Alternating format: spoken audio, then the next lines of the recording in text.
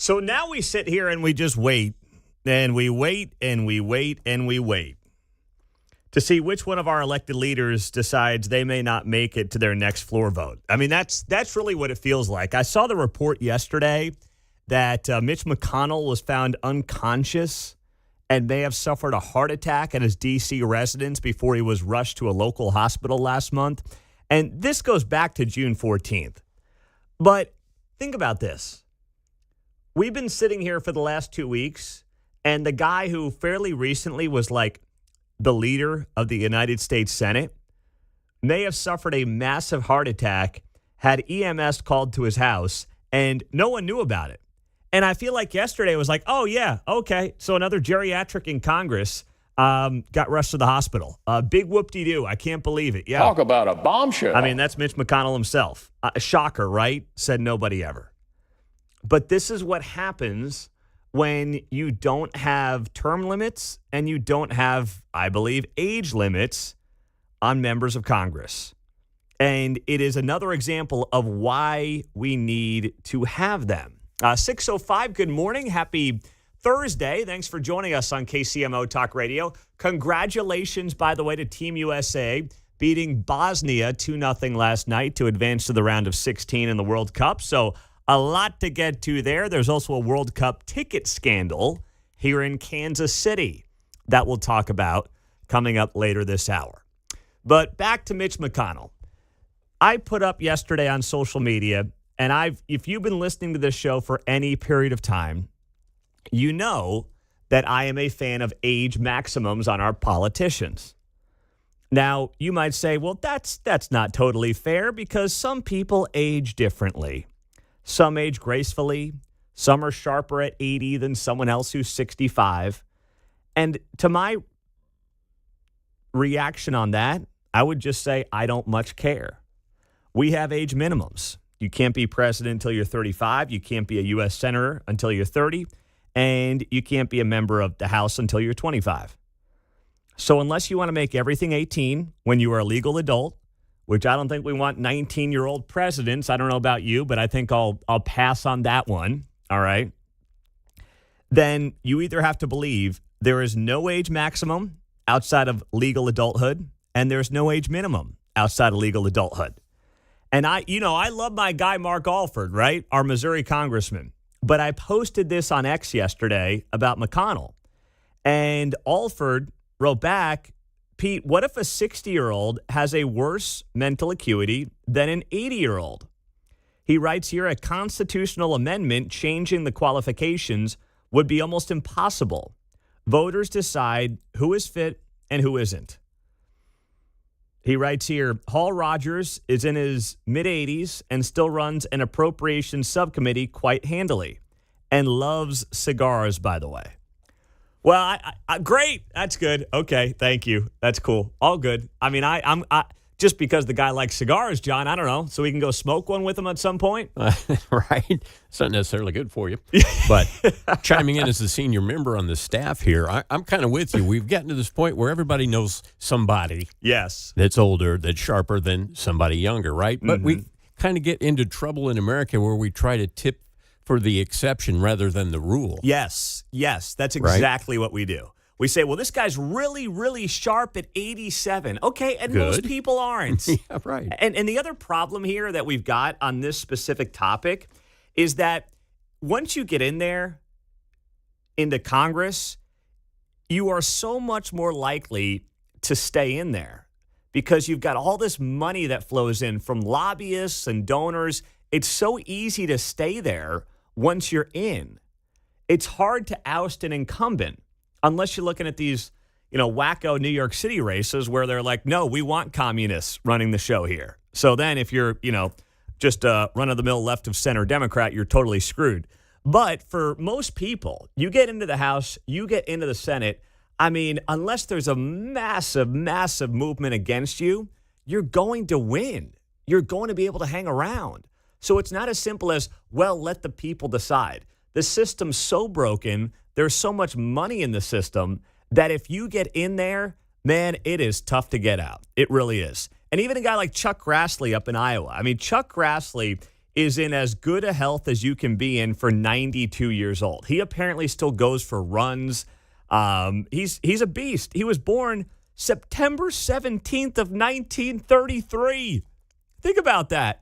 The guy was born in 1933 on a farm in Butler County, Iowa, and he continues to farm today. God bless him. He's a Republican. I don't care. Like, I just don't think we need people of that age running the government. And they'll never vote for themselves. They'll never vote to kick themselves out. So here's what I would propose, all right? You try to vote this through in a way where they grandfather themselves in. Anyone who's currently in Congress, you know what? Fine. You guys can stay in till you drop dead. If you want to be Dianne Feinstein, if you want to be Mitch McConnell, be my guest.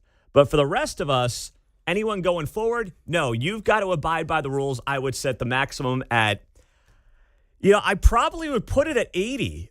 Maybe it's 85. You might be able to convince me on 85, but 80 feels like a nice round number to say it's time to move on to somebody else. Let's go with 84 in 3 months or something crazy. I'm totally good with that, Hey, counter proposal. What if we get rid of the golden parachute for being in Congress, all the fancy stuff you get after you retire? Oh, yes. What if that went away and they just took the Obamacare like the rest of us? Maybe that would take care of itself then, wouldn't it? It might work. You're right about might that, thin John. out the crowd real fast. That would possibly work. Blow out the pension, too, while we're at it, which I know isn't very much.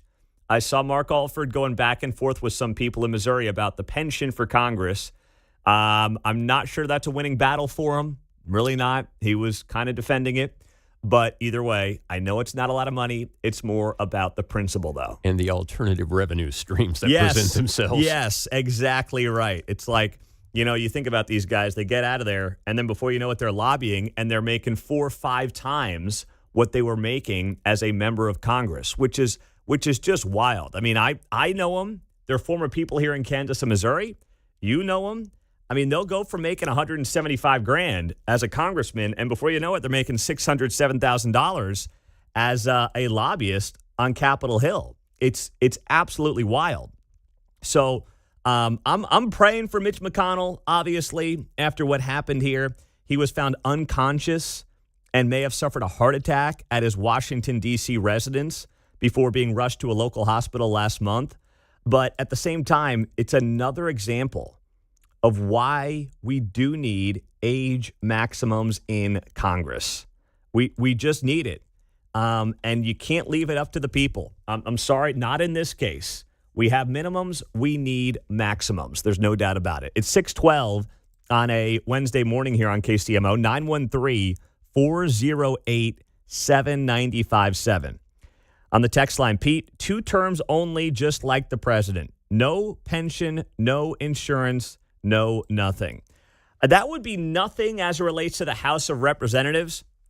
But if you want to tell me 2 terms for president, 2 terms for Senate, that's 12 years, and 4 terms for the House, that's 8 years, I'm good with that. I'm good. That would give you a maximum of 28 years to be an elected member of Congress and or president. If you went 8 years in the House to 12 years in the Senate to 8 years in the White House, the maximum you could do, maximum would be 28 years. And let's be honest, most people are not going to have that pathway anyway because most people are not going to be president.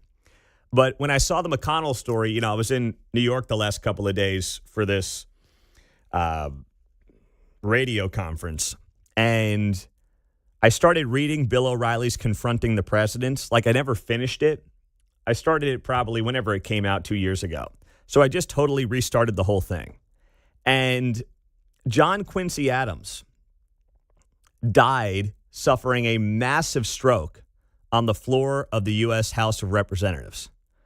So this guy was 80 years old, and he's the only person to go to Congress after being in the White House, John Quincy Adams. And at the age of 80, the former president and serving congressman collapsed at his desk February 21st of 1848, shortly after voting no on a resolution honoring Mexican-American war officers. And he passed away 2 days later, February 23rd, 1848. He had just a tragic life. Lost 3 of his 4 kids.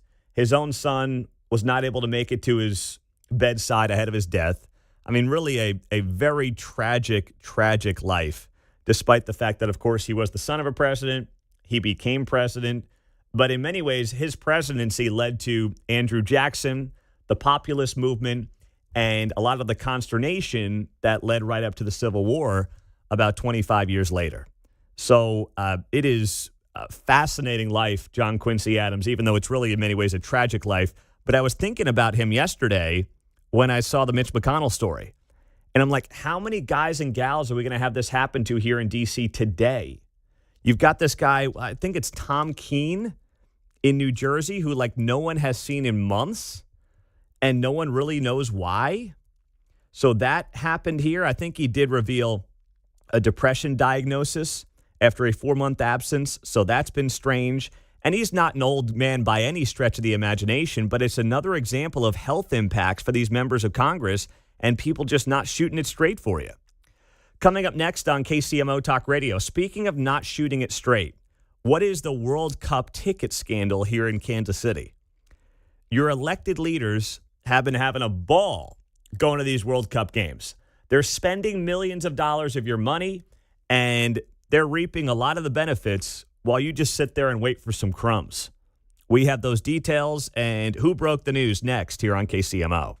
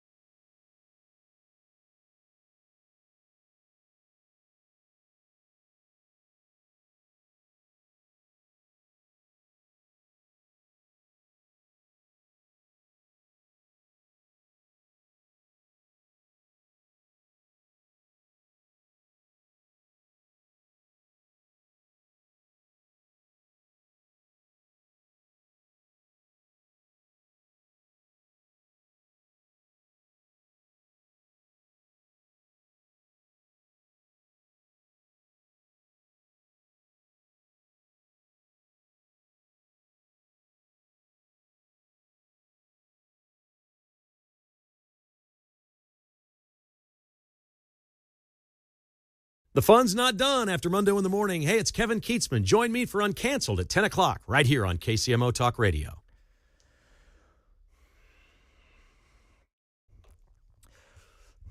Do we have a World Cup ticket scandal brewing in Kansas City? Our man, Matt Flener, Channel 9 KMBC, has been on this story. He is an investigative reporter over at Channel 9. He will be on this show coming up at 8 o'clock here on KCMO. This is going to be good. It is. We were just talking about how to do journalism, weren't yes. Well, Matt's always been a pro. No, he has been. But this, if you want to see it, yes, go check it out because he did exactly everything we talked about. Yes, he's delivering a master class of actual journalism here in Kansas City, and he's one of the top guys that we've got in this town. So 52 Kansas City, Missouri employees and council members are named on a list to receive free World Cup tickets at Arrowhead Stadium, according to city records obtained by Channel 9. Now, of course, fans are paying thousands and thousands of dollars to go to games, unless you're Mark and you just stumble into every hot ticket in town. I mean, I've never seen somebody as lucky as this guy. I mean, ends up at AFC Championship games. He ends up at the World Cup. I don't know how he does it. It's ridiculous. Yeah, my mom says that I'm the luckiest sports fan ever. I think you are. You're the luckiest I've ever known. I would start buying lottery tickets if I was you. But, for most people, if you want to go to a game, I mean, you're forking over thousands of dollars for a single ticket. It's insane what's going on out there with these World Cup games, right? So the city council, though, I mean, they're living large. Here was Matt Flener, Channel 9, last night. We got this list of 52 city leaders and aides, assigned various free tickets to 6 matches in Kansas City. Those tickets provided by the KC 2026 host committee. All city council members, except for Mayor Lucas, are on the list. Some council members are assigned 3 or more matches. After KMBC got the records on Tuesday, we sent an email to everybody listed asking questions about ethics and the total dollar amount of the tickets. After not hearing back from most people, we followed up with another email Wednesday morning. Then we went to sit outside of city council members' offices. Here's Councilmember Daryl Curls, assigned tickets for the 2 remaining matches in Kansas City. We're working on a story about the World Cup ticket allotment. And I was just curious. Is it a slow week, a slow news week or something? No, we requested the records from the city. Those records. You've got to be. Hold on right there. That's Daryl Curls, Kansas City, Missouri councilman. And for him to have the audacity to be like, I guess it's a slow news week here in town. You're worried about my World Cup tickets? Really? He's the 5th district at large. So 5th district, South Kansas City, but at large means the entire city votes for him as an at-large member of the Kansas City City Council. That's your response to an investigative journalist being like, hey, you guys going all the World Cup games on the taxpayer dime?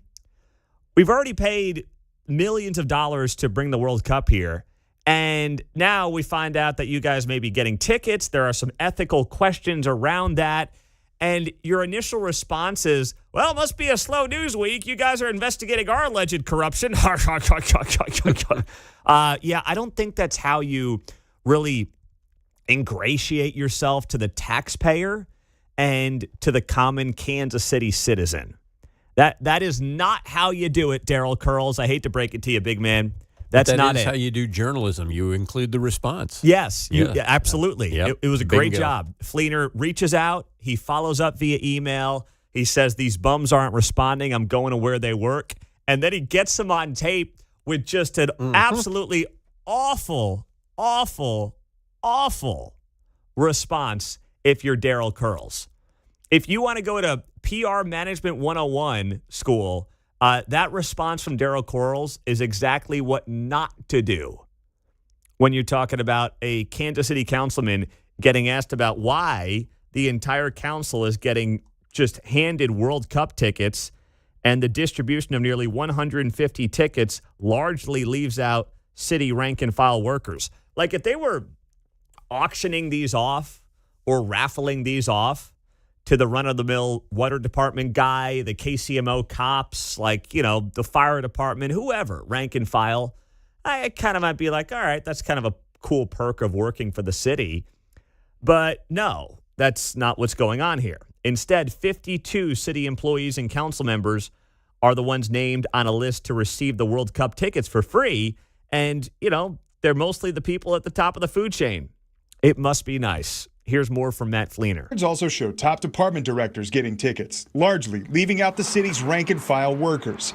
Multiple city workers told KMBC City Manager Mario Vasquez is in charge of distribution. He declined an interview but sent KMBC a statement saying, in part, the allocation and distribution of these types of tickets is addressed in the city's ethics code, but was researched and reviewed again prior to distribution. As 2 matches remain, more remain on the city's free ticket list, and KMBC plans to keep getting answers. Matt Flener, KMBC 9 News. Well, Matt Flener is going to be here at 8 o'clock, but there are a couple of questions. Was the city's distribution process fair to all workers in Kansas City, Missouri? And does the value of the tickets trigger any ethics reporting? My understanding is that the gifts that you can receive from an organization are up to $1,000 a year as a sitting city council member. Well, I mean, you get multiple tickets to the World Cup, you're easily over $1,000. Not even at face value, you are easily over $1,000. Now, do the rules apply if it's the city manager giving out the tickets versus, say, the World Cup or FIFA or the KC 2026 group? I don't know. I'll ask the mayor coming up here at 7:30, 1 hour from now when he's on the show on KCMO. But there are still a lot of questions around this. And the optics of it are just terrible. Now, I can see maybe going to an event, going to a game. I know that that's what politicians do, right? It's the same reason that, the Chiefs are going to have a nice little suite for Kansas politicians. I think that suite may have been taken away because there was so much controversy around it, but that was in the initial deal. And we know that politicians vote for this stuff because they realize they'll get something out of it. They'll get to go to games when they want. They'll get to rub elbows with ownership and all the big-time players and things like that. They know that there are perks in it for them. There are never perks in it for the average fan. In fact, the average fan gets screwed. The average fan gets asked to fork over tax dollars, and then if they want to go to games, it's going to cost them even more money. But the politicians make out like bandits. That's always how these things end up working. But this one right here, with these World Cup tickets just being handed over to City Council, and there are a lot of questions that still need to be answered. A lot of questions. Coming up next on KCMO, what's the scariest thing you could do? I think I saw mine happen in real time yesterday. That's next.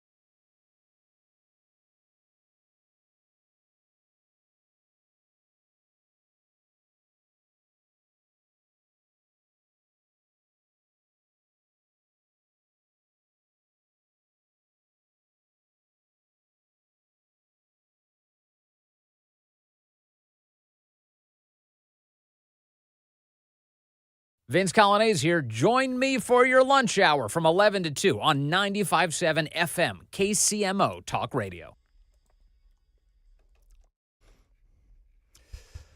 So I was wrapping up this talk radio conference yesterday in Manhattan in New York City, and I got a push notification on my phone from Fox News, and it says 2 people have climbed the side of the Empire State Building.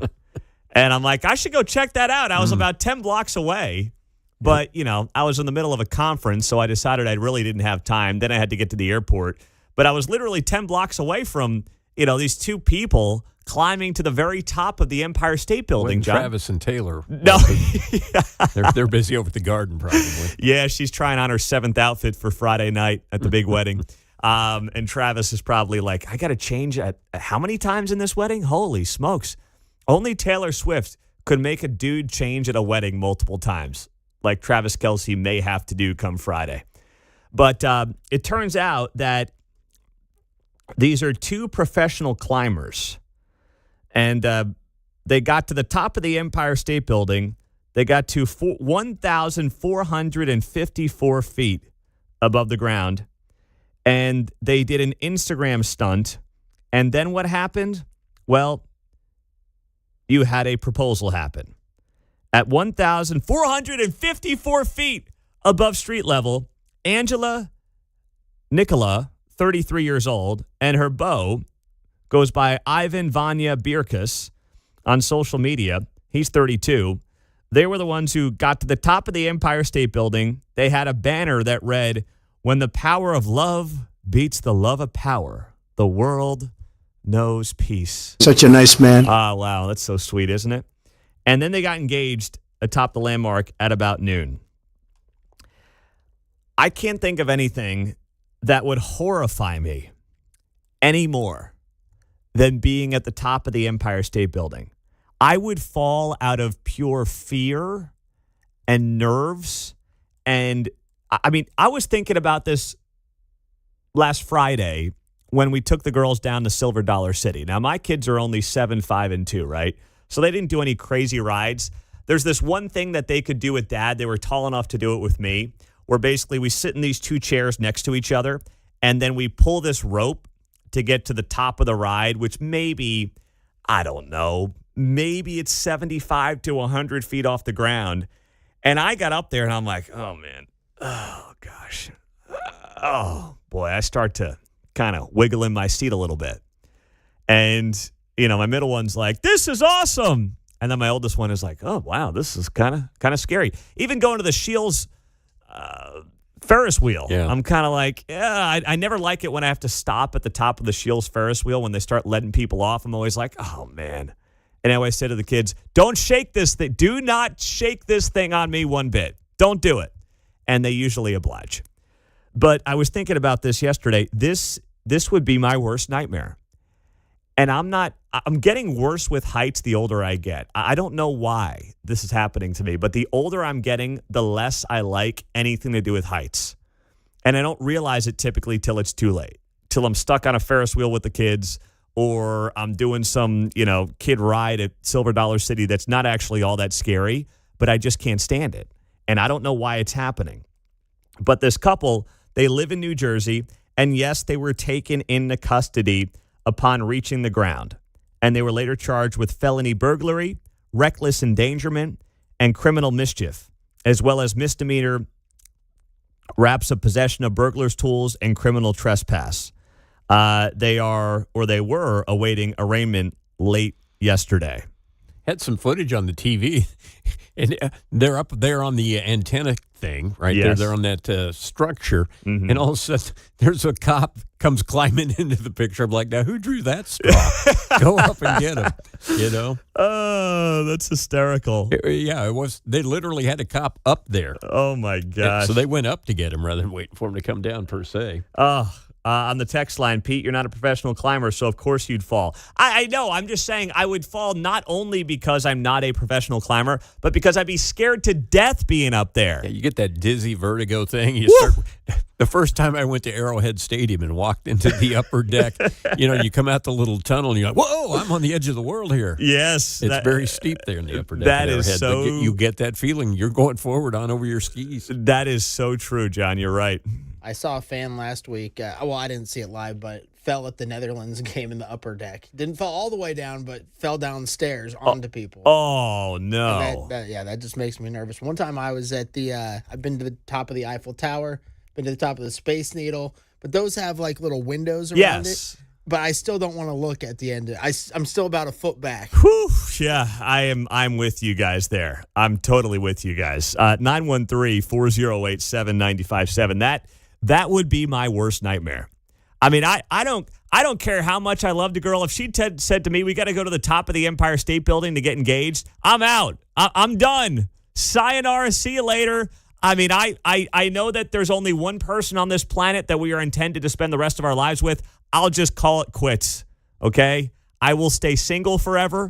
Get some fish. I will absolutely get some fish, and you will never hear from me again. And if that's how my life is meant to be, then so be it. But you will not drag me to the top of the Empire State Building. The best news for me is that I think Kate likes heights even less than I do, because somehow I'm the one who ends up going on the rides with the kids every single time. And I don't like them all that much myself. So there you go. Now, speaking of issues in New York City, the big Taylor Swift, Travis Kelce weddings tomorrow. And did you see this? They've got a heat wave going on there. It was kicking in yesterday as I was leaving. I tried to walk to where this conference was yesterday. I got off the air here. It was 11 o'clock Eastern time, 10 o'clock Central. And it was about a 25-ish block walk, and I had to walk over a couple of avenues. And I'm like, I'll walk it. I'll be fine. I wasn't in a suit and tie or anything like that. And I don't know, like 15, 20 minutes in, I'm like, screw this. I'm getting a cab. So I got the cab down to where I had to go because it was just it was hotter there at lunchtime in New York City than it was here.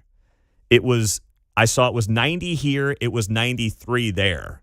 And the humidity is about the same. So it was just miserable yesterday. Gee, if they only had some plants and greenery.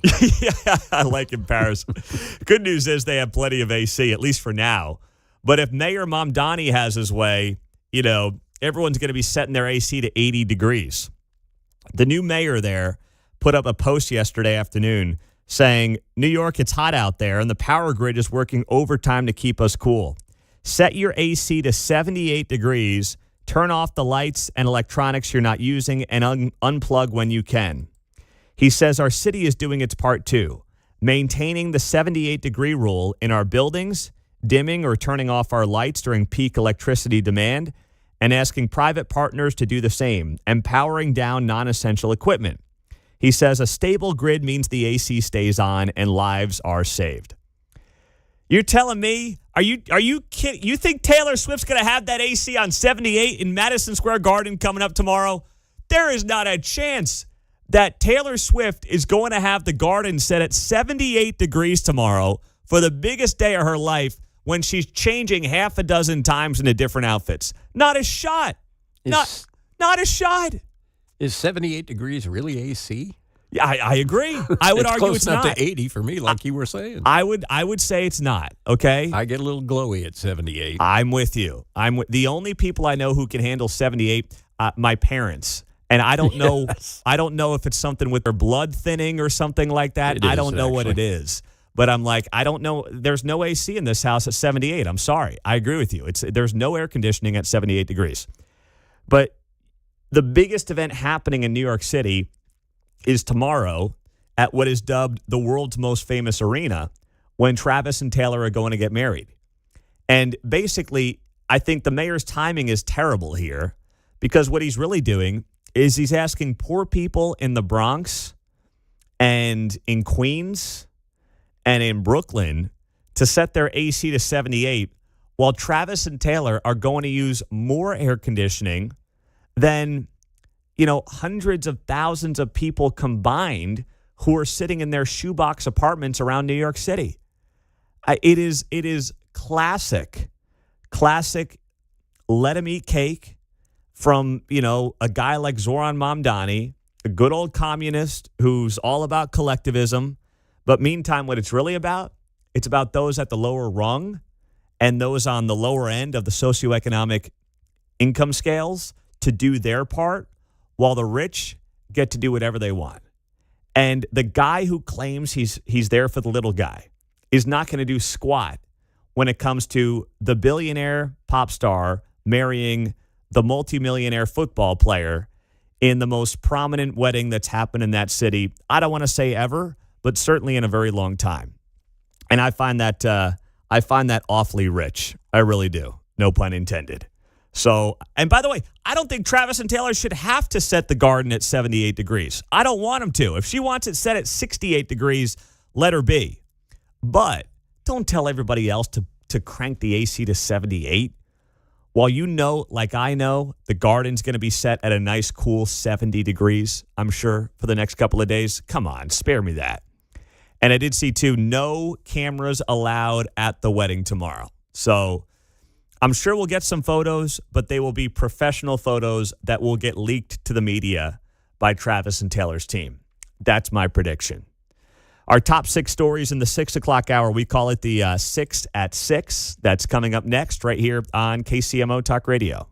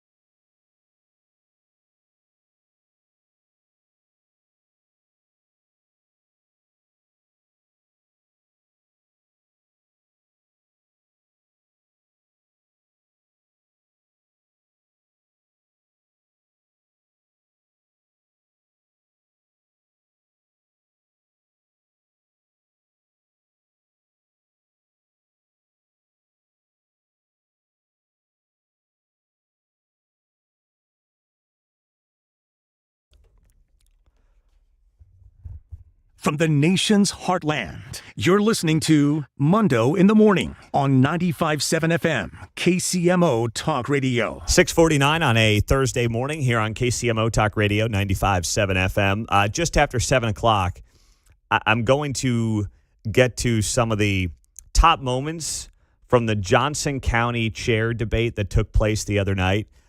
It was really compelling, really interesting, and it hasn't gotten nearly the coverage that it should. So we'll do that just after 7 o'clock here on KCMO, but let's go.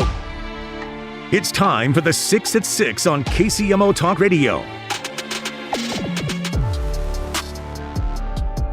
Number 1. Well, Team USA gets the 2-0 win over Bosnia-Herzegovina last night to advance to the round of 16 in the World Cup. However, after Folarin Balogun scored his third goal of the World Cup, he then was sent off with a red card in the second half.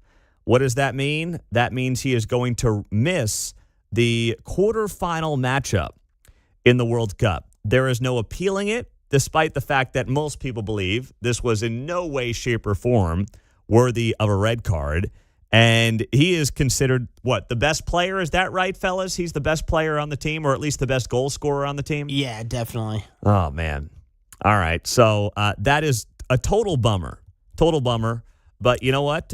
For Team USA, they are in the quarterfinals of the World Cup for the first time since 2002. That's right. That's unbelievable.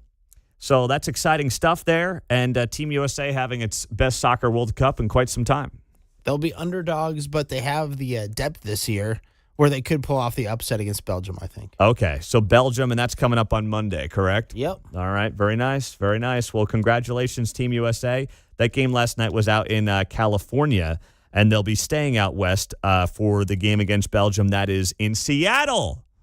In Seattle. Mark, is your brother in Seattle? Is he out there, or is he in Portland? Portland. Okay. All right. My nephew's in Seattle for college, but I guess he's at home now. Oh, okay. All right. Well, so no one's making the trip up the coast to go to the game on Monday night? Probably not, unless they win free tickets like I did.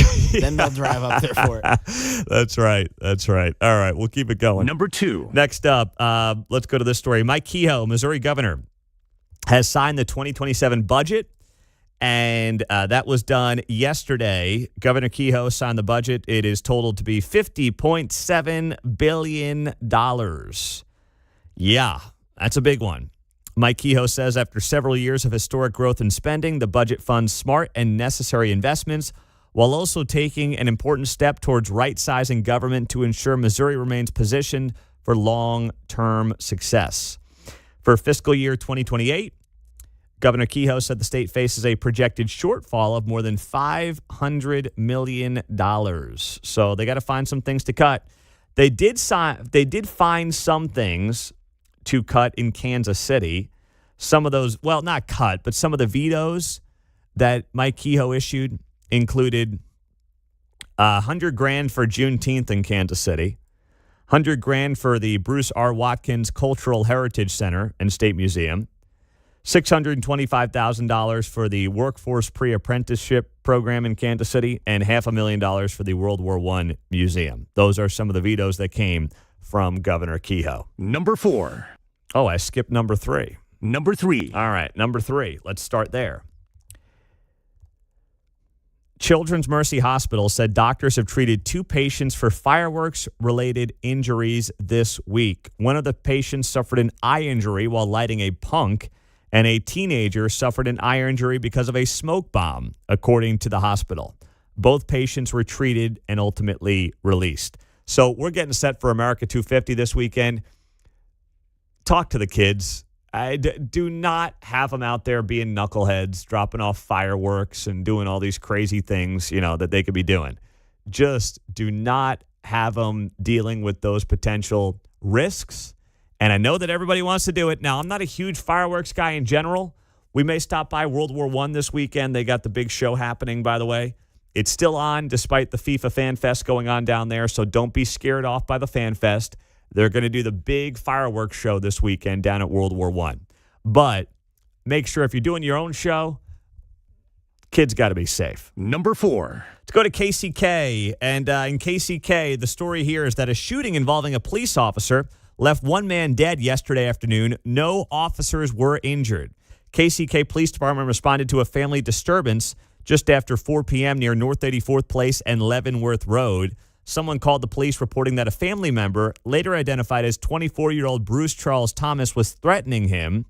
KCK officers arrived at the scene. They learned that the caller had been attacked and sustained minor injuries. Officers tried to place Thomas under arrest, but he ran upstairs. He then came out from a room armed with a knife, advanced towards the officers, according to KBI, and then a KCK police officer fired the weapon, striking Thomas, who was pronounced dead at the scene.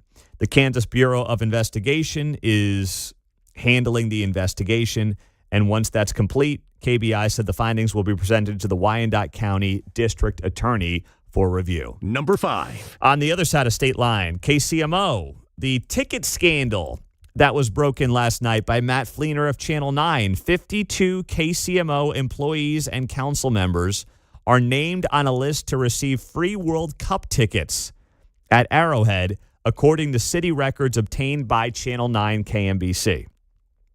Records show top city department directors and aides getting access to free tickets through the city's allotment from KC 2026.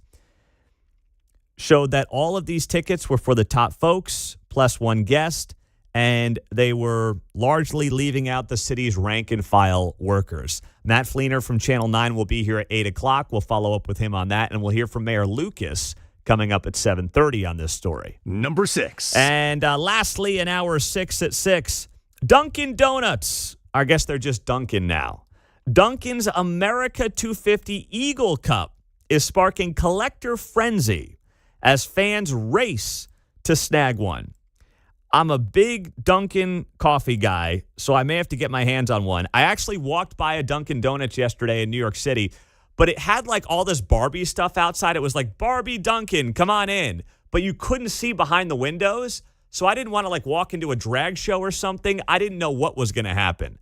So I just stayed away. It was like this all-pink Barbie Dunkin' store, and you couldn't see what was going on inside the store. So I'm like, man, this looks like a trap to me. I'm staying away. I'm staying far away from this. But now that I'm back here in Kansas City, I may go to my local Dunkin' and try to grab one of these limited edition Dunkin' Eagle Cups that are flying off the shelves. The Johnson County chair race had a fantastic debate. Property taxes top of the list next.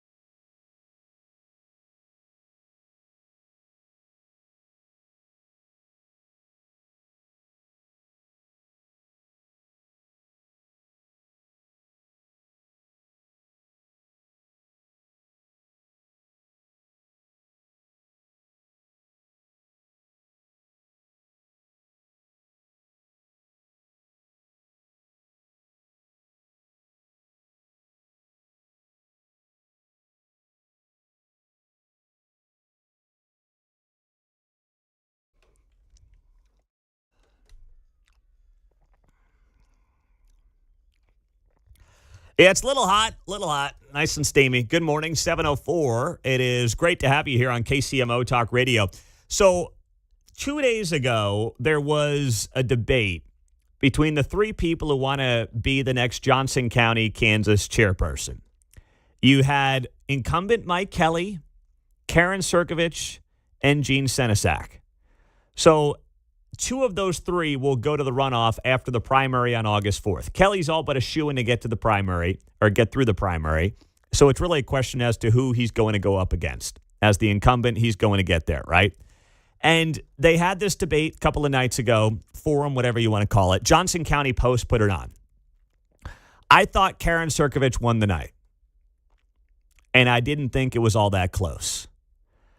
She's going to be on the show coming up at 9 o'clock this morning. Mike Kelly was up there, and I thought he was nervous. He seemed very uncomfortable. And I'm not quite sure why, as the guy who's had the job for the last 4 years. I mean, I have seen Mike Kelly, obviously. We've met at different events and pleasantries exchanged. Listen, both young dads, seems like a nice enough guy. Doesn't mean I think he's the best guy to continue as Johnson County chair, but, pleasant enough guy. But I got to give him a hard time. Before we get to the policy itself, this was the opening statement from Mike Kelly. And if he was advised to say these lines by somebody, he must fire them yesterday. Thank you very much, Kyle. Thank you to the Post for hosting the forum. I'm Mike Kelly. I am proud to be the Johnson County chairman. Sounds exciting, right? Well, really, it's because it is. Johnson County government impacts your life every single day, even if we don't make the news every single day, with all due respect to the Johnson County Post. We may not do bathroom bills, but we do handle your wastewater. Oh. We may not play partisan games, but we do your parks and your playgrounds. Hold on, folks. Let him talk. Thank you very much. Actually, Mike would have been better off stopping right there. Hey, sounds exciting, right? Well, it is. What? Huh? Well, we don't do bathroom bills, but we handle all your poop. Okay. Mike, come on. Who wrote, what did ChatGPT write this stuff? Come on, Mike. And if it wasn't ChatGPT and you had an advisor handle this stuff, fire him. What are we doing here? I mean, was that supposed to be funny? Was this supposed to be comedy hour? What are we doing? Funny how? I amuse you? I'm a clown? What are we going for here? Goodfellas reference for you in the back row. So the most important thing that people want to hear from their county chairman on is what? It's property taxes, right?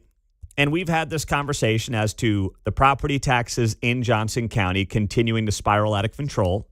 Johnson County blowing up its budget 50% the last 5 years and doubling it the last 10 years. It is now a $1.9 billion budget when it was all of, less than $1 billion a decade ago. That is unsustainable levels of spending for Johnson County, Kansas.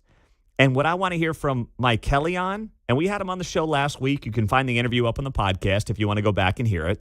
What I want to hear from Karen Crnovitch on, what I want to hear from Gene Senesac on is what exactly their plans are and what they want to do as it relates to slowing the spending in Johnson County. And, with Mike Kelly being the incumbent, I think he's got to be the guy that actually gives you some answers on this. And here's what he had to say 2 nights ago now. Okay, nobody likes paying property taxes, but these are crucial resources that empower Johnson County to provide the award-winning services that the people of our county continue to tell us that they like and they want continued. Now, Johnson County accounts for about 20% of your property tax bill, and each year, we make a concerted effort to make sure that we are continuously to improve the way in which we provide services. This year alone, we've tried to be very transparent about the budget process and have shown more than $15 million in service modifications and reductions. At the same time, costs continue to rise. The commodities by which we provide services also continue to increase. By one example, ambulances are 83% more expensive than they were in 2021. So what are we doing about that? Continuously improving every single year, but also trying to work with the state legislature to unlock avenues of resources for the county government. Now, the state government took away about $40 million of funding, which when we otherwise used to be able to provide for county services. We need to work with them to diversify revenue streams while also maintaining that continuous improvement in service modification. $1.9 billion budget. And the example of why we need to keep spending is because the ambulances went up 82%.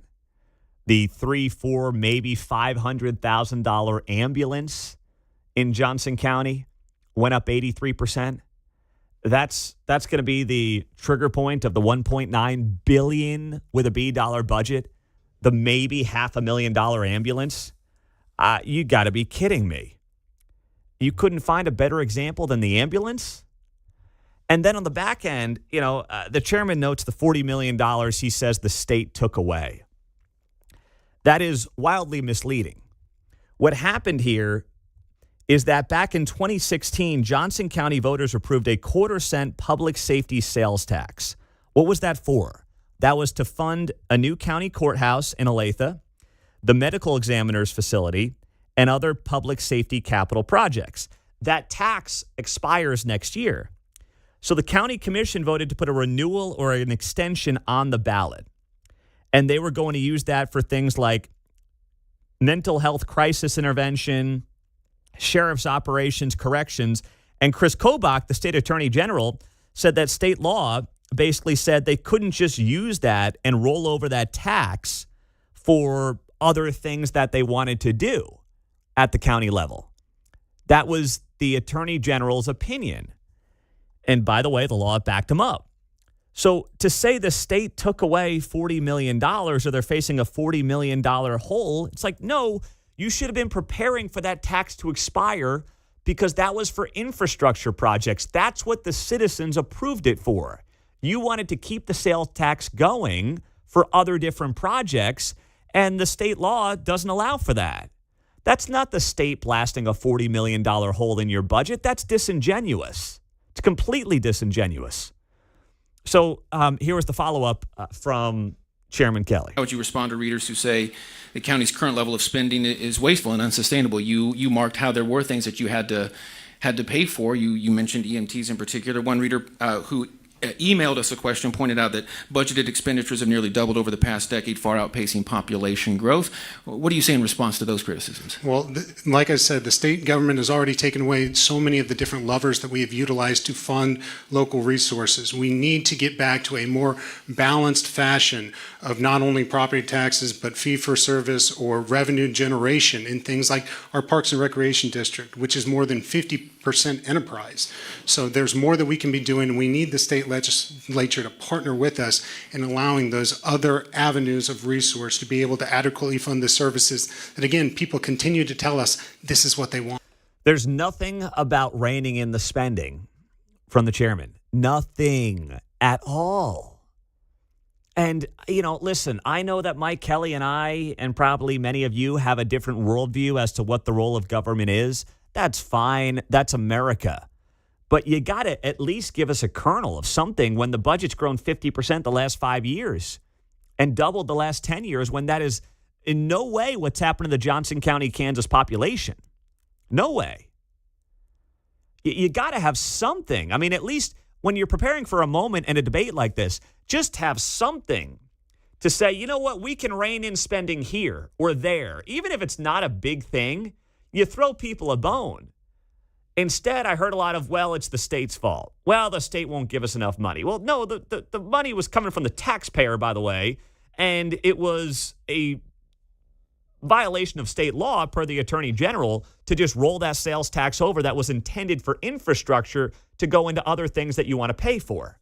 That's not how this is intended to work. Mike is in, I think, Kansas City. What's up, Mike? Go ahead. Yeah, let's not forget, Mike Kelly is the one who was spearheading putting the homeless shelter in the abandoned motel in the middle of a residential neighborhood in Onexa.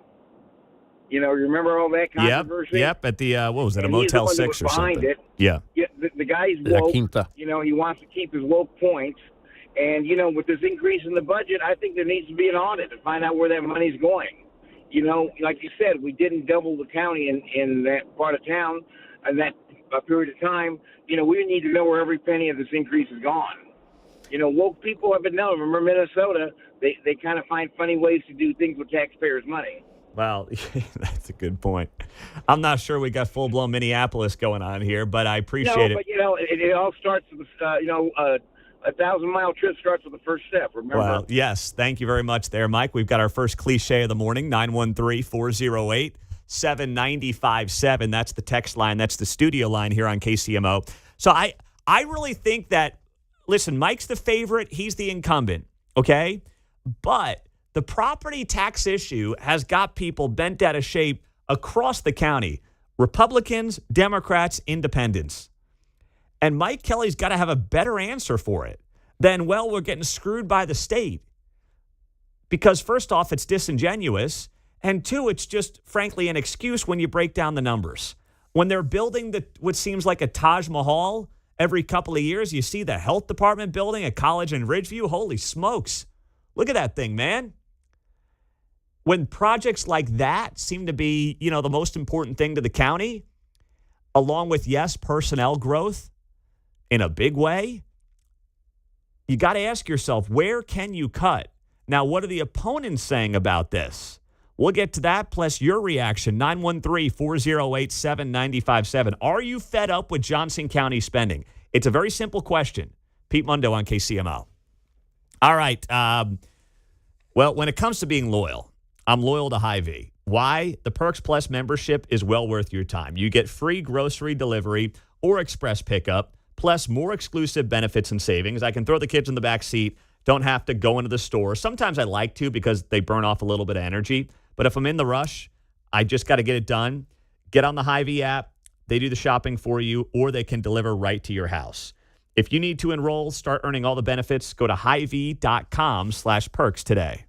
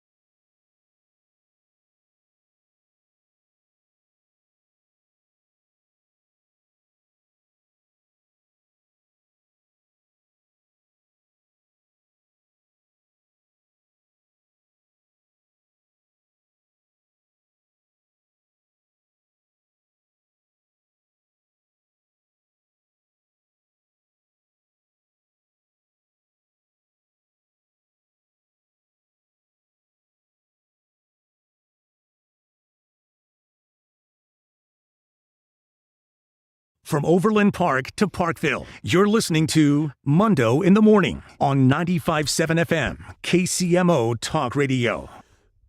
It was 2 nights ago, Johnson County had a post. It was, or a debate. It was put on by the Johnson County Post on the next chairperson. So there's 3 candidates. 2 will get to the runoff after August 4th. Incumbent Mike Kelly, Karen Crnovitch, and Gene Senesac. And I didn't spend a lot of time on it yesterday since, I was in New York for this conference, and also no one in local media touched it. So I listened to the whole thing yesterday, and I thought one of the best answers came from Karen Crnovitch when she was asked, hey, how are we going to lower property taxes for seniors? What are we going to do for seniors? And it's like, no, stop picking winners and losers. Just get it done across the board. What would you do? What can the county do to offer them relief? Well, the first thing we need to do is offer property tax relief to everyone, because if we offer it to everyone across the board, everyone wins. I am not a big fan of continuing to raise property taxes on most people and then giving rebates back to a few. That's not good fiscal management. What we need to do is cut the spending in order to right-size the budget, and that will bring down property taxes. Thank you. I'm so sick of the pandering when it comes to property taxes to seniors. I'm sick of it. I know why it's done. It's really done for one reason, to buy votes, because seniors are more likely to vote, especially in local elections, than younger people are. But stop. If you just have good tax policy, you don't have to just figure out a way to cut it for seniors. You just have good tax policy. But Republicans and Democrats do it. They play this game of, we've got to cap it for seniors at whatever, rate of inflation. Missouri did that, right? It's like, no, just have better tax policy and everybody wins. But Republicans fall for this game as well. I thought that was a great answer because I was waiting for someone to say that. And Gene Senesac had kind of a, roundabout answer on seniors getting screwed and who can afford anything these days. And the answer is just no, I'm not going to do that. I'm going to figure out a budget that works best for everybody, that tries to limit the property tax increase as much as possible, if not cut them, and everybody wins. Christine was at the debate the other night. She is in Overland Park and on KCMO. Good morning, Christine. Good morning, Pete. So I thought the debate was pretty good. It was difficult to listen to Mike Kelly's answers. I liked both Senesac and Crnovitch. I think they both did a good job, and I will vote for whichever one of those, gets to the general election. The thing I was interested to hear them talk about is both Senesac and Crnovitch talked about the excess amount of administrative hires that our county has done, and that we are paying $500 million in administrative fees and salaries. And I think they're going to both look at that and try to cut some of the staff that is not necessarily needed. I think they both also discussed going line by line through the budget and looking at each expense and deciding which ones were necessary and which ones could be cut or eliminated altogether. So I think they both did a great job, and I was very happy to see 2 good candidates up there. Yes, I heard them talk about that too. $500 million of the budget is just in personnel. And in 2021, I saw, looked this up last night, Johnson County had about 3,600 employees. The 2026 budget, 4,400. So that's a 23% growth in just 5 years in personnel in Johnson County, Kansas. That is just unsustainable growth. Right, and it's the Democrat playbook. They do the same thing in the school system. They do the same thing actually in hospitals. The administrative load and burden and salaries is just exponentially grown in the last 5 to 10 years. That is so well said. Great call, Christine. Thank you. Thank you. That's outstanding. She's right. And, it came up last night. Karen Crnovitch and Gene Senesac both brought that up, that the personnel growth, it's not like they're adding rank and file EMS workers. A lot of it is just middle management, bureaucratic bloat. That's what a lot of it is. The county, in 5 years, the county has grown its personnel to the tune of 23%. They've added 810 workers during that period of time. Have you noticed any difference in terms of the handling of anything you use the county for? Most of us look at it through the perspective of, okay, you got a good sheriff's department? Great. Awesome, like that. You got a good Parks and Rec department. Yeah, I think they do a pretty good job with those as well. Rec sports, things like that. I'm involved with all that with the kids. I think they do a nice job there as well. Where are these things being added? And what's the ROI on it for the taxpayer? No one could tell you. No one could tell you any of that. Coming up next, Mayor Lucas is going to join us. There is a World Cup ticket scandal brewing. What is his reaction next?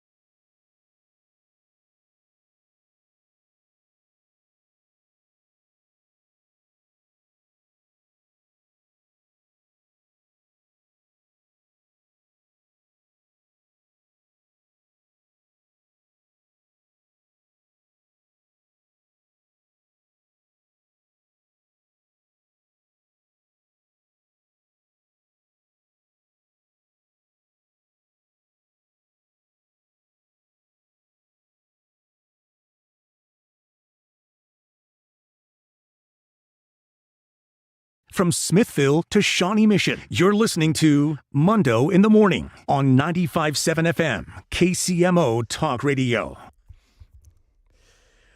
Mayor Lucas is here for his Thursday morning conversation on KCMO Talk Radio in Kansas City. Hope your morning is off to a great start. Trying to stay cool through the rest of the week. We've got, of course, a couple more soccer games happening at Kansas City Stadium. I guess we can't technically call it Arrowhead until, the following 2 Mondays from now, I guess it is. Mayor Lucas on KCMO. Mr. Mayor, let's start with this report from Matt Flener, Channel 9 KMBC here. Kansas City records show 52 city officials and employees have received free World Cup tickets. I don't think anyone's going to beef with city council members getting to go to a World Cup game. The question is how many, and was there some way for run-of-the-mill rank-and-file employees to get involved here? What's your reaction to this report that dropped last night on Channel 9? Certainly interesting. I watched it. I always respect whatever the news media is bringing with us. I, would love to see more opportunities for more residents, more workers, and others to get into the World Cup. I think when you look at the list, actually, there are people that I would call somewhat regular folks who were able to take part of it all. This was something that was granted to city administration. I think they made sure it wasn't a story of just politicians. As you probably know, there are not 52 city council members. There are only 12. And so, I'm excited more people are getting to get involved. Hopefully more get involved over the remaining matches. Is there a concern as it relates to the value of the tickets triggering ethics reporting? I don't think really. Actually, this is the other side of the coin, and I hate to blow up when people give me stress. But you remember the story? What was it, a year and a half ago or whatever? That your friend Pat Toohey and others got really into on Super Bowl tickets. The issue on that one was that we did not use taxpayer funds to get into those types of games, or we thought it was important for Kansas City to be present. Instead, found a different way. This is in some ways the opposite, where the city is actually giving tickets to city actors, and that is how they're getting into the matches. By the way, this isn't actually how I get into the World Cup. But I think a lot of people then were saying, no, the city should be the one that clearly shows who is going at what level, and that is precisely what is happening now. This is not actually a private interest that's donated those tickets, and so in this one, I hope those people who were upset then are actually happy with what's happening. They won't be, though. The optics of this, though, I mean, if you've got a council member going, getting tickets to multiple games, is that, honestly, I can understand why the mayor of the city, should be at these games. I don't think anyone's going to have a major beef with that. How many of these department heads and city council members, though, need to be getting tickets to multiple World Cup games? How much is that a concern for you? Look, I think that probably my greatest concern is sometimes, particularly when it relates to objective city staff, how many times a party that is a private interest, that has an interest in some sort of investment or something like that, may be giving tickets. That's where my real concern is. For those who worry about politicians getting them, I'm sympathetic to it, but the Supreme Court suggested this week even more that we need to just raise money all the time. And if you're doing that, then you raise money where the money is, and that's often at major events. This actually removes that. So I think actually by curing some of the other issues that may sometimes arise from private interest and stakeholders who would look to take, let's say, and I love every department, let's say we have a railroads department at the city, and to take that person on and say, oh, hey, look at my trains, this actually cures it. It's in a way, a cleaner way like that. Now, I'm going to be obvious and say, yes, the optics are always different because there are people that say you shouldn't do anything, all that sort of stuff. I think what city administration, the city manager have done a good job of are actually looking at people who spend a lot of time working towards this event. There are many of us, I include myself in that list, who for the last 10 years have been talking about it, working with it, voting on issues, and I think that's largely the people who are part of it. I do not think that it's just something where everybody's sitting up, living high on the hog necessarily. And I think that it's the sort of thing that very few people have the chance to do again and again and again. This is, again, I don't minimize the story. I respect the reporter who came up with the idea. We're talking about it, but I think that of things that are egregious in local corruption or federal corruption somewhere in the country, this is very low on the totem pole. The only thing I thought about, and a couple of our great KCMO listeners brought this up as well this morning, any concern or possibility that people would have sold these tickets given the, high price point they're going for? I think that is the one thing that is banned, and I would be very disappointed, and I would even consider filing an ethics complaint if we did see someone taking that type of activity. This is not the sort of thing that was supposed to generate real revenue for you. You can, on some tickets you can provide them to friends, close family, i.e. council member so-and-so has their son, right, who uses them, but they're not supposed to be the sort of thing that you turn around and make a $4,000 profit on. I think that is very inappropriate, and I would expect maybe this investigation ultimately looks to yield that sort of information, which I would find to be more problematic, and I think is counter to the advice that the city administration provided to those employees who were able to attend. Mayor Lucas is here on KCMO. I got to ask you, speaking of Arrowhead, it didn't get a lot of attention. Maybe it was just social media fodder, but someone said to you last week, hey, it's too bad Arrowhead's going away after that amazing soccer game last Saturday night. And you said, not so fast, my friend. Is that wishful thinking, or is there something that you want to share and break on this show right now? I'm always intrigued by how excited people get, and everything I say for the most part is honest unless there's clear sarcasm to it. We're all talking about how Arrowhead doesn't go away. Phil Lavoda had a whole press conference on it, has a commission studying the issue. I had the fortune of meeting this week with Phil Lavoda, the Jackson County executive, with the executive director of the Jackson County Sports Authority, that's J.J. Rizzo, a former state senator, talking to lots of people. No, the plan is not to just put up a padlock on the last Chiefs game of, the 2030 season, and then, bring in a bulldozer the next day. Arrowhead is an exceptional facility. It's an exceptional facility that is shooting quite well on television. It's one that continues to have, I think, exceptional noise.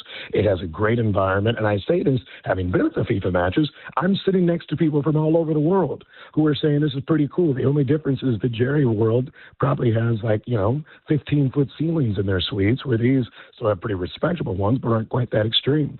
And you could always just, do a little construction and make those even bigger. So I absolutely believe Arrowhead will stick around at least for some period. I think Arrowhead is fairly important for a lot of the big things that we're looking up for in the early 2030s, and that's the sort of discussion that all of us will continue to have. So not wishful thinking at all, and that's why I say not so fast, my friend. Now, the person who spoke to me, who happens to be the proprietor of the Quaff bar downtown, which I encourage all of you to go to, but he said Chiefs remain, and hey, I'm not getting in on the Chiefs deal. They got a lot of things to figure out in Kansas and in Wyandotte County. I hope everybody keeps working through it. We're not here just to be the bride at the altar in case they come back for us, but I do think that we'll continue to see how can you leverage this stadium, as you've seen in places like the Cotton Bowl, frankly, T-Mobile Center and others, and making sure that a facility that does not have a regular large tenant is one that can be active and productive long-term. The people love Arrowhead Stadium. Kansas Cityans love it. Missourians and Kansans love it. I don't think anybody wants to see it bulldozed tomorrow unless you have a competitive stake in that. And I think we're going to continue to try to see how we can make sure it's productive in the same way that people, imagine now, people from all over the world are like, that's a cool place to watch a game. I say we make some money off of that. I agree. Maybe it's, to use your Cotton Bowl analogy, maybe it's the annual border war game or something like that between Mizzou and KU. Texas OU, something along those lines. But you are admitting that it's not really, when you say the future of Arrowhead goes beyond 2030, it's probably not tied to anything related to the Chiefs. It's just what else can you do with it? There was this garbage James Bond movie that was not made by the same people who made the other one called Never Say Never Again. So I'm not going to make bold declarations like that. I'm just going to continue to do as best I can to advocate for Kansas City, and I'd argue in this situation, a region that loves Arrowhead Stadium. But I have no strong declarative statements one way or the other than, I guess, the preceding one, which is Arrowhead's going to be around, and we'll see how it can be best used. I think today's the day, Mr. Mayor, that you are allowed to, if you want to, take this petition that was put together for the Royal Stadium and decide if it's going to go on the ballot, right? So is that in the works today or not? Why do you all leave out good old Clay Chastain, who also has a petition. Actually got it in a little bit sooner. So it's both of those issues that come. Today is the first day of presentment to us. We have 60 days to review and evaluate. After that, then I'm sure there may or may not be more discussion. But this is, yes, a day that triggers the initial clock. What that means to everyone in Radio Land is like, what are they talking about? It means nothing really happens today other than, I guess, if you watch the NFL draft, the Jets are on the clock. The Jets are on the clock. Who are you calling the Jets in this analogy? Not really that. I just remember the Jets were always like the first draft pick when I was a kid. Particularly the Rich Kotite years. This is the first day that everybody starts thinking about it, but I don't know if a decision will be made, much like the NFL draft, until a later point. And so who would the Jets be? I'm not actually entirely sure, other than it's either city council that's making the decision or perhaps the petitioners themselves who see how strong of an idea this is, that, we don't need to go through all of the work of an April, what would likely be a now April election, with a May certification on that issue. And we all get to just, I think, move forward and find ways that we can support Missouri's workers long term. All right. Mayor Lucas is joining us on KCMO Talk Radio. Always appreciate his time. So with that being the case, then, when you look at this event, this World Cup event in Kansas City, what can the tangible benefits be from what has been, I think everybody would agree, a pretty special couple of weeks for this community on not just the national stage, but the world stage? Tangibly, beyond like what we look at when it comes to the sales tax receipts at the end of the year, what to you would qualify as a major win coming out of this World Cup beyond some cool shots on TV? Yeah, doggone it. What I was actually going to start with were sales tax receipts, hotel, motel tax receipts, restaurant tax receipts. All of them will be up. All of them. And I know there are different experiences for everyone. But my goodness, if you own a hotel in Crown Center or downtown, I know they're going to say, maybe not as much as we thought we would make. That's because the hotel room rates were set at, who knows how much. Mm-hmm. Right now, I was watching video this morning of Team Ghana filling up a busload of people in a hotel in downtown Kansas City. So on that, I think there are concrete wins for a number of folks. A lot of these bars and others, particularly in great districts, have been big recipients in terms of longer-term concrete action. And this is what I've said a few different times, and cut me off if I've said it to you already. Every American city of some size, including much smaller ones, Hutchinson, Kansas, where I once lived, has a convention and visitors bureau. They spend money to tell people, come to Hutchinson, see our golf courses and the salt mines, right? Kansas City obviously has one.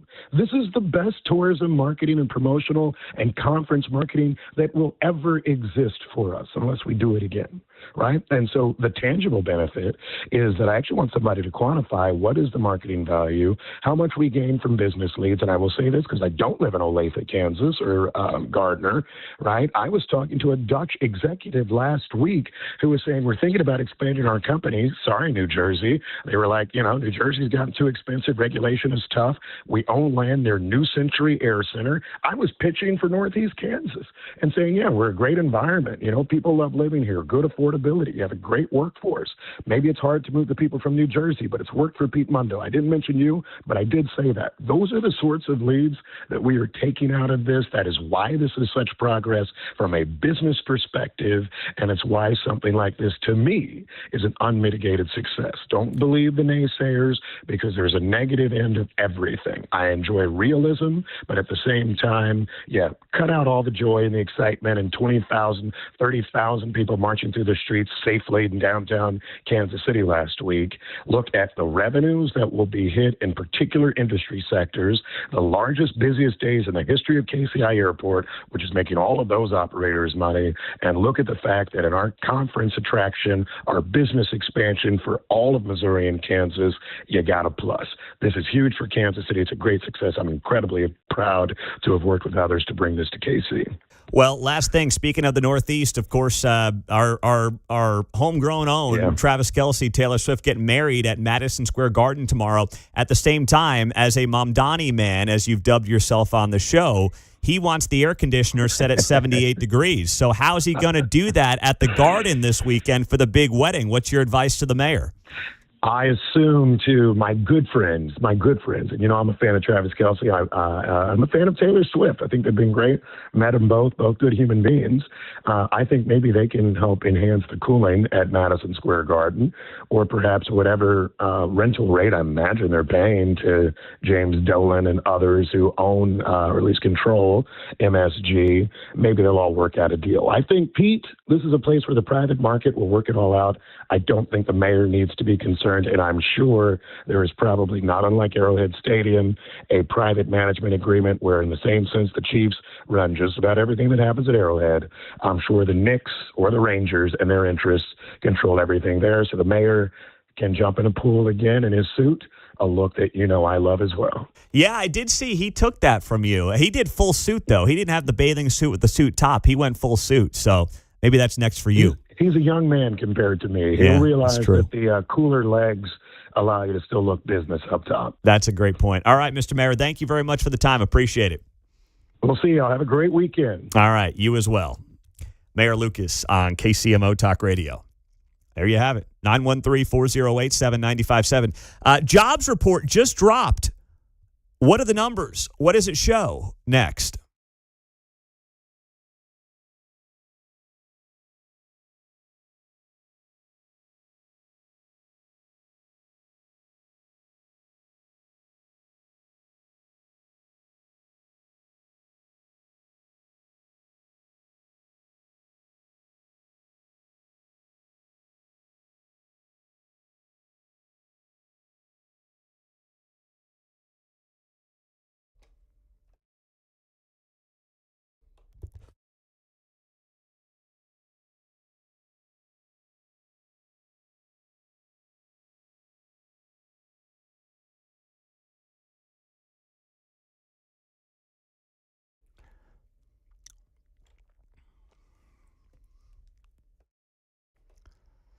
A few minutes late with the...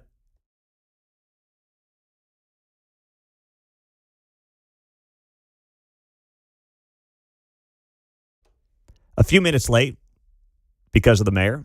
Not blaming him, blaming me. But it's right now your chance to win John Mellencamp tickets. He's going to be at Morton Amphitheater coming up here in less than 2 weeks. Seventh caller right now, 913-408-7957 wins John Mellencamp tickets to Morton Amphitheater here on KCMO Talk Radio.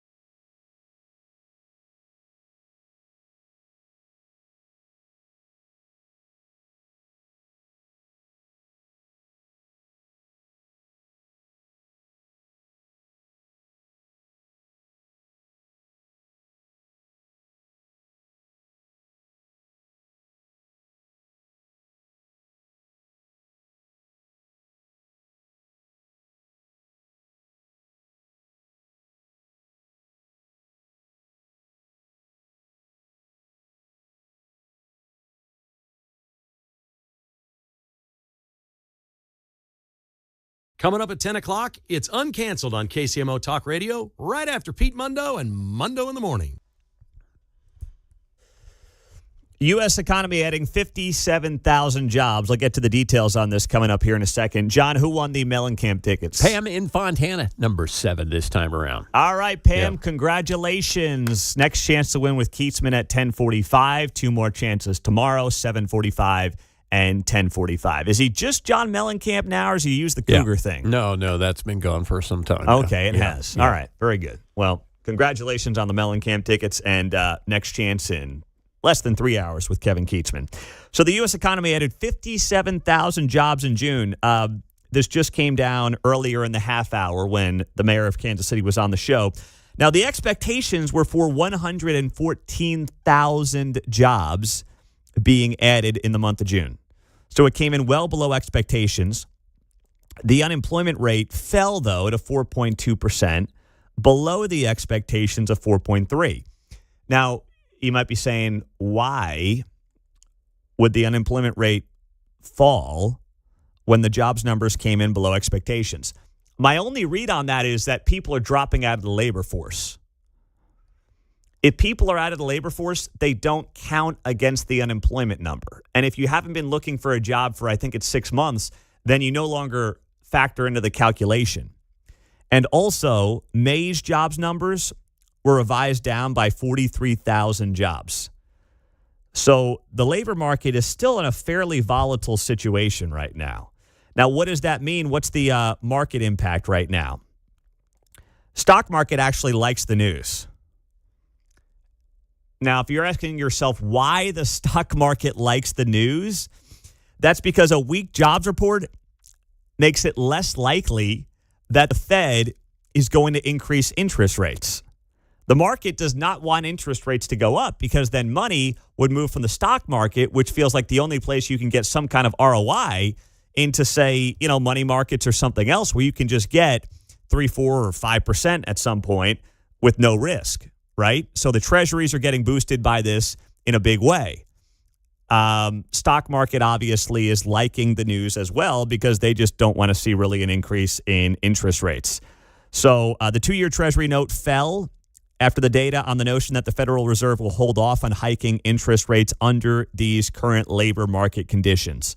So that's part of the reason that the markets are trending up ahead of the open here in about 33 minutes. So that's the reason behind it. But it's never a good thing when you have a jobs report that comes in half of what the expectations were. And the previous month of May was revised down 43,000 jobs as well. So I'll have more on where these jobs came from. I want to look at that number. It just all, once again, fell down here in the last 30 minutes or so. So we'll get to that coming up on KCMO. Ask Mundo Anything. We'll do that fun segment at the end of the 8 o'clock hour. But next, Matt Flener is going to be here. Channel 9 KMBC investigative reporter. What does he know about what the mayor just answered questions about? World Cup tickets being handed out like candy to city council members next.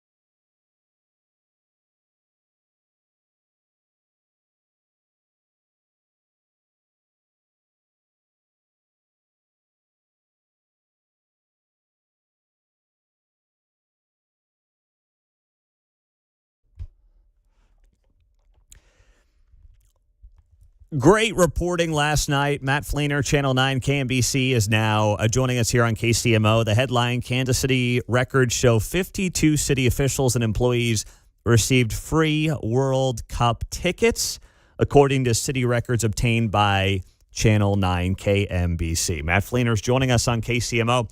All right, Matt, first off, just the headline here in the story, what kind of made you think, all right, there's something here, we got to look into this? What was the main thing that drove you to further investigate this one? Yeah, thanks for having me on, Pete. It was one of those situations where we made records requests to several jurisdictions around the Kansas City metro area. And Kansas City, Missouri was actually the first jurisdiction to give us their list of public officials who are getting into World Cup matches. Typically, we see this with Super Bowls, we see this with big events where public officials will get into matches, and rightly so, they are ambassadors of the city.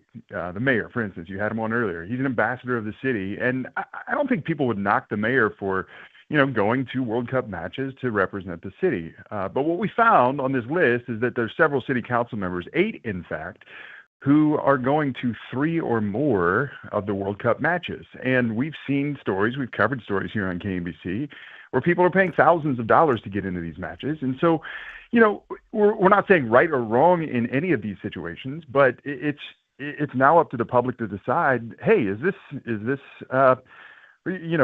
make a decision about this. We wanted to inform the public about this list, who's getting into these World Cup games, and if there needs to be a better process into the future to hand out these tickets for big events just like this. Well, I don't know if did you happen to hear the mayor on the show last hour? I did. Okay. Yeah, I got to listen to him. Okay. So what did you think about his reaction and response to your reporting?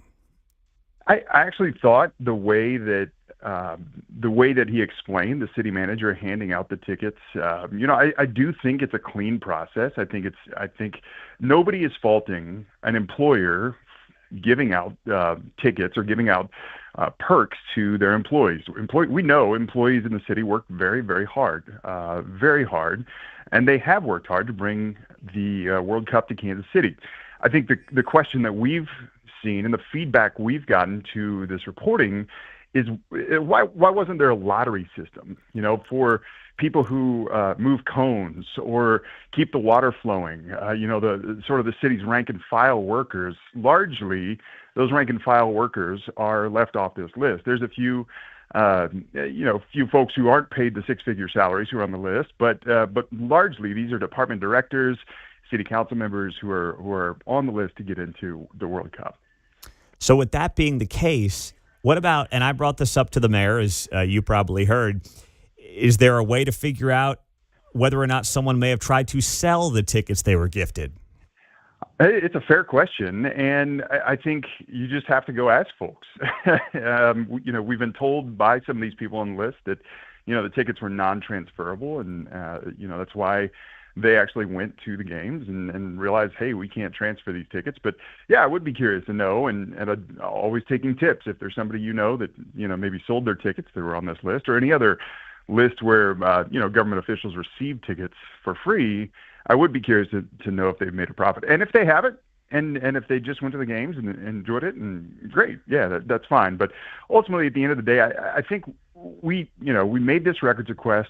It's what we do when we investigate stories, and we put it out for the public to decide, hey, was this right? Does there need to be a better process into the future? Absolutely. Matt Flener, Channel 9 KMBC investigative reporter, joining us on KCMO. He had the story last night. Kansas City records show 52 city officials and employees have received World Cup tickets, including multiple city council members getting tickets to multiple games. So I thought the response from Darryl Curls, I played it early this morning. He's the 5th District at-large councilman. His response to you, where he said to you when you asked him about it at City Hall yesterday, I guess it's a slow news day. I was like, man, I mean, talk about PR management 101. Like that is, I think that is such an obnoxious answer from an elected leader to a reporter just trying to, do the work of the people. I know you're used to it, Matt, but were you caught off guard by his response and reaction? Yeah, well, I think I come to expect those responses, to facts that, may be difficult for some people to answer sometimes. I get that. And we had, in fact, 2 other people on the list yesterday tell us this was not a story. And for any, reporter that's out there, that's always a cue to keep digging. I posted that on social media last night. Like, hey, we had 3 people, tell us in some form this was not a story. And ultimately, it became a story because we published it last night. I think it is important. It's a public record.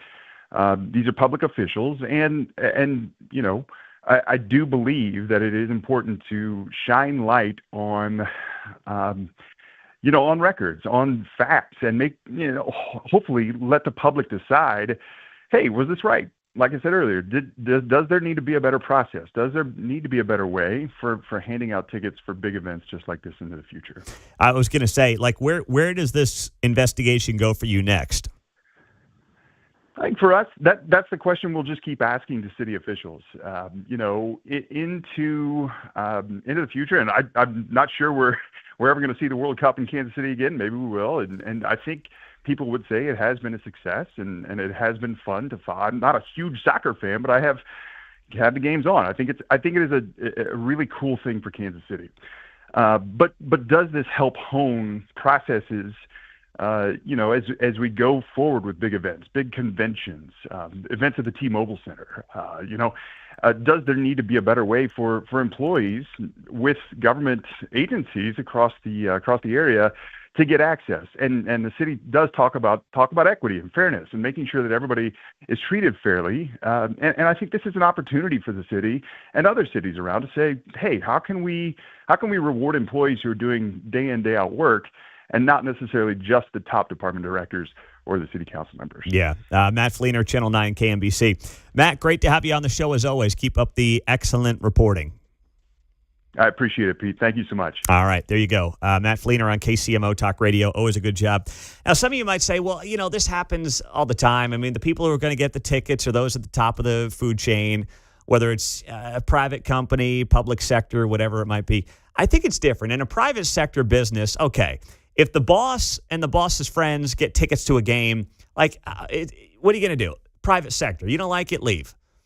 When it's a government entity, when it's a city, and there's so much more that can go on behind the scenes as it relates to influence, as it relates to potential corruption. I'm not saying that's what the story's about yet, but it's just different when you're talking about public tax dollars and public employees versus the private sector where, hey, the CEO of the banking company is going to get to go to the game, and he'll pick a couple of friends, and he'll pick a couple of lieutenants, and they'll get a couple of friends, and sorry, the teller's not going to get the tickets. That's the private sector at work. Different with the public sector because of potential influence that can happen with deals like this. And I don't mind the mayor being at every game. I don't. But when you are talking about the city manager's office, then picking, all the council members and a handful of other top folks, that is where you can say, okay, what do they do with the tickets, number one?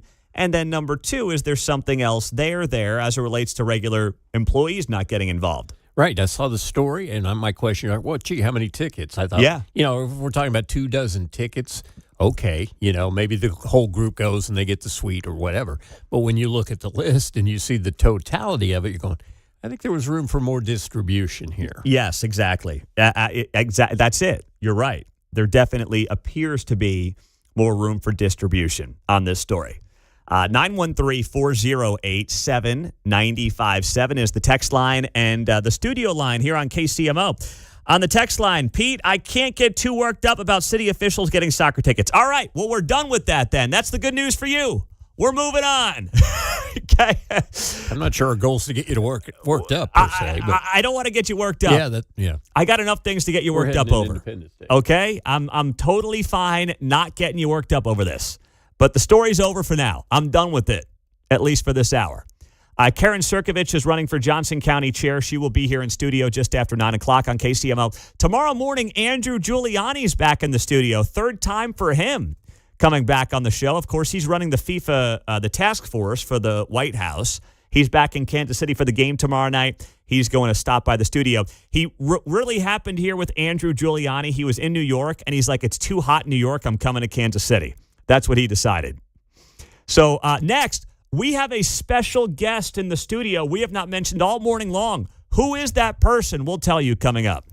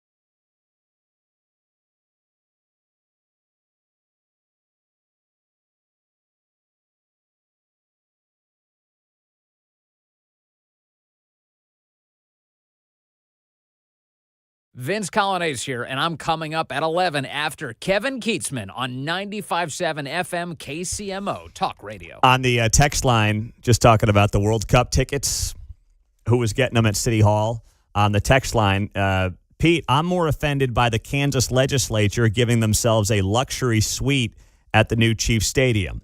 That's a good point. I do find that to be also more offensive. You're right. There was major public blowback when that came out, but the legislature did not remove it from the final stadium legislation. So, and even worse, I mean, there's a lot about. I won't go there today. Okay, I don't have a reason to go there today, but the luxury suite is just like a great headline that is, yes, offensive to any citizen who's going to be footing some of the bill, despite the fact that no new taxes. But you know what else is offensive?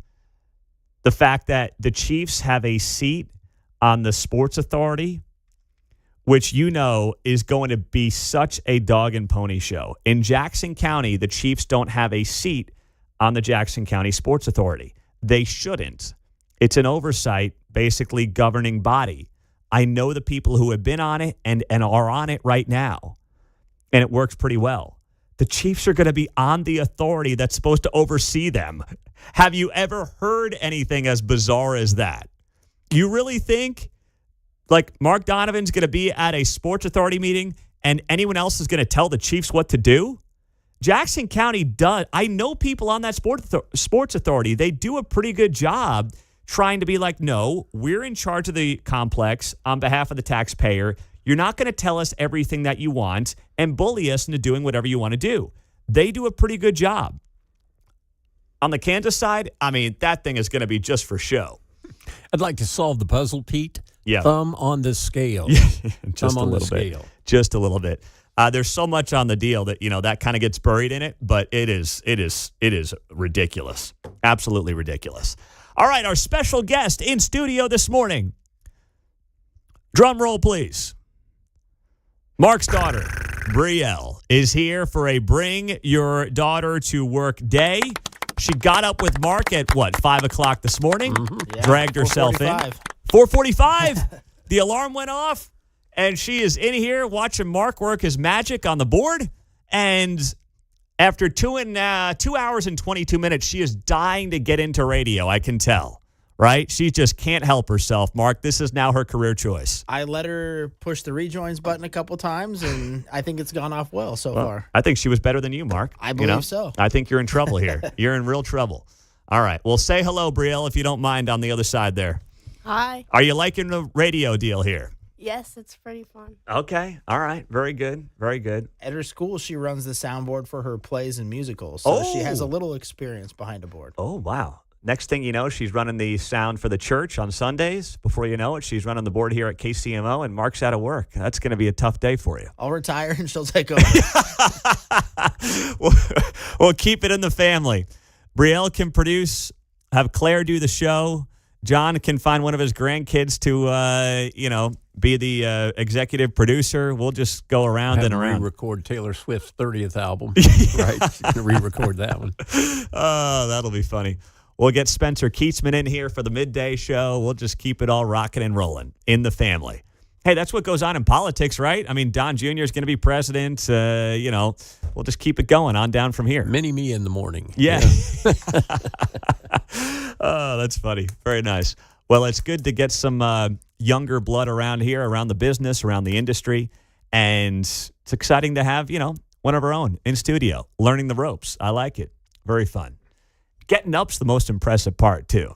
I'm telling you, that's going to be tough. Yeah, that's what I told her. I said, once the alarm goes off, you're going to want to hit snooze, but you got to just get up. You got to get up. You got to get up. Got to get after it. The beauty is when you walk out of the building at noon and you're done. Yeah. That'll feel good. You're right. Just don't go with John to get a Big Mac after the show, okay? Don't take his, or don't go to get a fillet of fish or, really anything John eats, Don't follow him to lunch. That's my only advice. All right. In the meantime, we got the markets opening up here in 6 minutes. We've got the jobs report that dropped. That'll get to more at the bottom of the hour. Not a good jobs report, so we'll see how all that plays out. But one thing that a lot of people are buzzing about, and I asked the mayor about this last hour, the air conditioning for Taylor Swift and Travis Kelce's wedding coming up tomorrow. It is going to be 100 degrees. Who would have thought they book a wedding in New York City and it's going to be cooler in Kansas City in early July than it's going to be in New York City where this wedding is taking place for Travis and Taylor? And the mayor in New York City, Zoran Mamdani, is saying, hey, guys, I'd like everybody to keep their air conditioning at a nice balmy 78 because we don't want any brownouts around town because it's so hot in New York City. Something tells me Taylor Swift is not going to go along with the commie mayor setting the AC to 78. That's just not going to happen.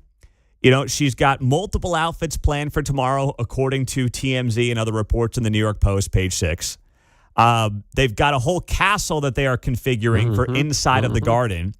There is no way that guest list is going to roll with a 78-degree wedding inside. Unless the castle is an ice sculpture. Yeah. Right? And who's going to clean that up? It's like Frozen, you Elsa, know? yeah. Yes. I don't think she's going for the Elsa thing. I think Taylor's going for her own fairy tale wedding. She's not trying to play off of some Disney princess here. But I find it fascinating because, let's be honest, the political makeup of this group tomorrow is going to lean very much to the left. And that's whatever. That's fine. That's Hollywood, okay? They're just in their bubble. They're not relatable. They're not, living in the real world. And they all just, generally speaking, are going to lean to the left. That's who they are. But much like, they claim to care about climate change, and then they hop on their jets, their private jets all over the world, right? Just like they claim to care about climate change, they also claim to care about, we want to make sure the environment's safe. We want to make sure that, people are doing their part to save the environment, save the ocean, keep it clean, do all these things that they post on social media about. But the second that it might impact them, they want no part of it. No part of it. How many of them would cancel going to the wedding if they heard that the AC was going to be set at 78? I bet you half the invites wouldn't show up. They'd say, no, I'm not going. I'm not doing that. 78 degrees, I'll be sweating through my tux. No way, no how. So it's always rules for thee, but not for me. That's what they're good at. It's Zoran Mamdani. To a much lesser extent, that could be Mayor Lucas at times here in Kansas City. That's certainly, Travis and Taylor. And I'm okay with them basically saying, we don't want to be a part of this 78-degree rule. But just admit you're hypocrites then. Just admit this whole thing is all for show. You don't want to actually live in the world that you vote for. You don't. It makes you feel good. It makes you feel like you're doing something for your world and your country and your community, but you don't actually want to live by the rules. We thought Jason was going to keep his clothes on, but maybe not if they're going 78 rules. Well, Jason's going to have an excuse to go bare-chested to the wedding. Tarps off. I know, yes. He's going to have so much hair on his chest at that wedding. He's probably growing it out this week since he found out it was going to be 98 degrees, and Mamdani said, hey, we're setting the thermostats to 78. That's going to be quite a scene. I want to go to the Jason Kelce after party. Markets opening up. Ask Mundo Anything also this half hour on KCMO.